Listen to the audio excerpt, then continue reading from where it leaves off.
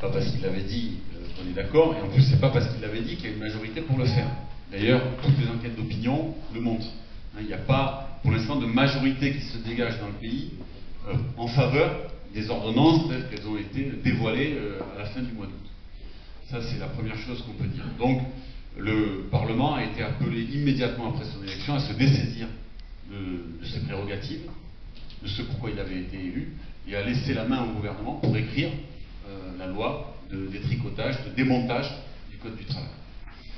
Donc on a résisté, j'ai fait partie de ceux, je pense que vous l'avez vu, qui ont quand même porté la contradiction le mieux possible, le plus fort possible, en s'appuyant d'ailleurs sur un travail collectif, y compris sur le travail des organisations syndicales.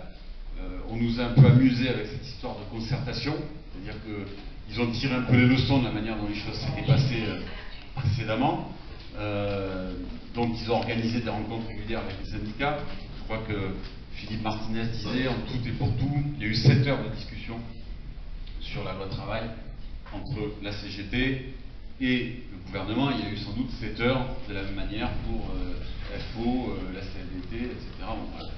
Donc, et puis d'autres en ont eu droit à plus dans des jardins cachés, visiblement, selon les révélations du canard enchaîné. Bon. Mais, bon, ce qu'il faut dire, c'est que ça n'était pas une négociation. 7 heures pour discuter de l'ensemble du Code du travail, on ne peut pas dire que ça soit suffisant.